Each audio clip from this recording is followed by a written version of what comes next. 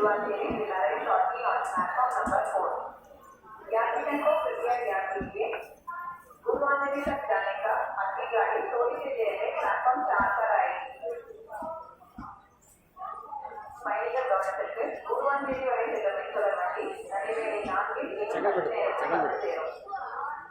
Second விடு வராதா வருமா?